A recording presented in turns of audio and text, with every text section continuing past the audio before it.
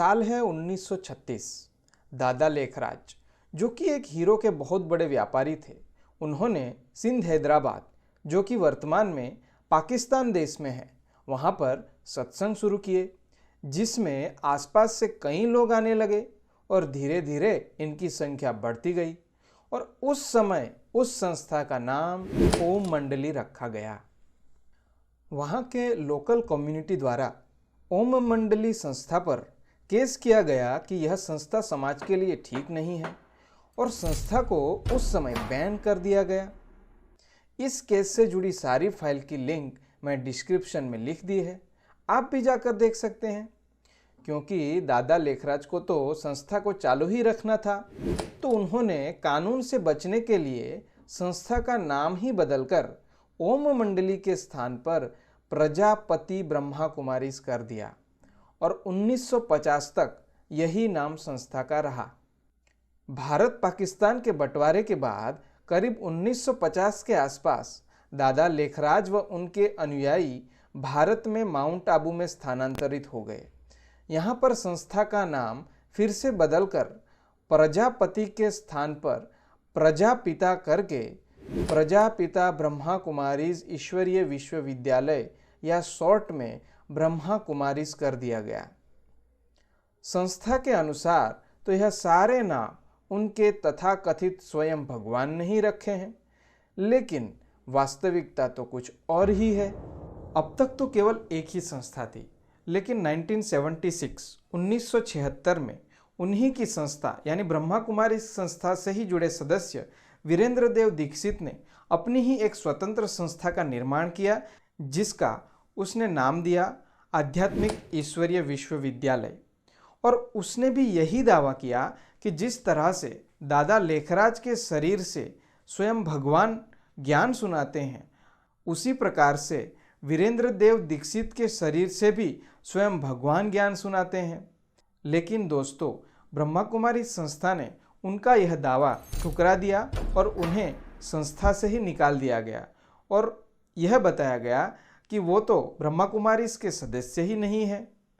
लेकिन उसकी संस्था आध्यात्मिक ईश्वरीय विश्वविद्यालय, जिसे दूसरे नाम शंकर पार्टी से जाना जाता है, आज भी कार्यरत है। साल 1997 वीरेंद्र देव दीक्षित की ही तरह ब्रह्मा कुमारी संस्था से जुड़े रहने के बाद दशरथ पटेल ने भी यही दावा किया कि अब उनमें भी भगवान आते हैं और ज्ञान सुनाते हैं। उनका भी वही नतीजा हुआ, ब्रह्मा कुमारी संस्था से निकाल दिया गया और उनके लिए भी यही कहा गया कि यह तो ब्रह्मा कुमारी के सदस्य ही नहीं है। उन्होंने भी वीरेंद्र देव दीक्षित की ही तरह अपनी एक अलग संस्था, जिसे उसने नाम दिया विश्व परिवर्तक ईश्वरीय विश्वविद्यालय, की स्थापना की और आज भी यह संस्था छोटे पैमाने पर कार्यरत है, जिसे शॉर्ट में विष्णु पार्टी कहते हैं। अब तक तो मुझे ये समझ में नहीं आ रहा है दोस्तों कि शायद भगवान ही कंफ्यूज हो गए होंगे कि मैं किसके शरीर में आऊँ, दादा लेखराज के शरीर में या फिर वीरेंद्र देव दीक्षित के शरीर में या फिर दशरथ पटेल के शरीर में। मुझे तो लगता है कहीं भगवान ही कंफ्यूज नहीं हो गए हो कि भाई मेरी संस्था कौन सी है। खैर, आगे बढ़ते हैं।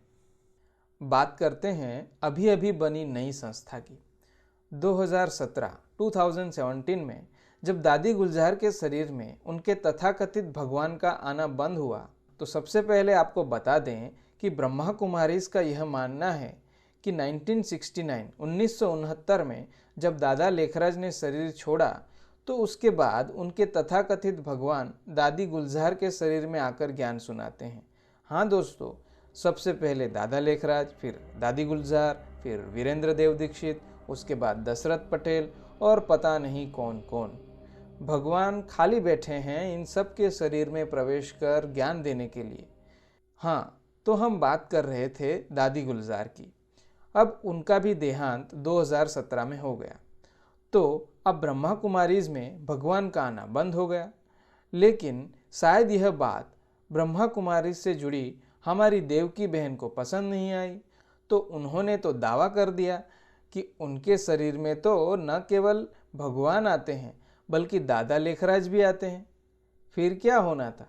वही जो बाकी सबका हुआ। देवकी बहन को भी ब्रह्मा कुमारी से निकाल दिया गया। और फिर क्या, और एक नई संस्था भगवान के नाम पर शुरू हो गई।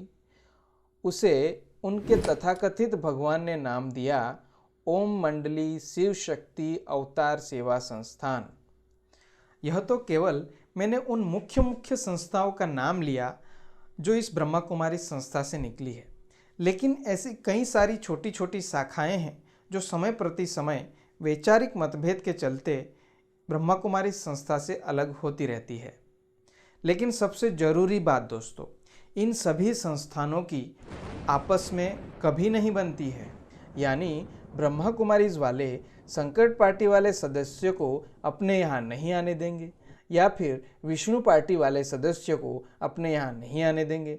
समझ रहे हैं ना आप मैं क्या कहना चाह रहा हूँ? उसी प्रकार यह हर एक संस्था अपने ज्ञान को ही सच्चा और स्वयं भगवान द्वारा सुनाया हुआ मानती है और दूसरे संस्था के ज्ञान को असत्य और झूठ मानती है।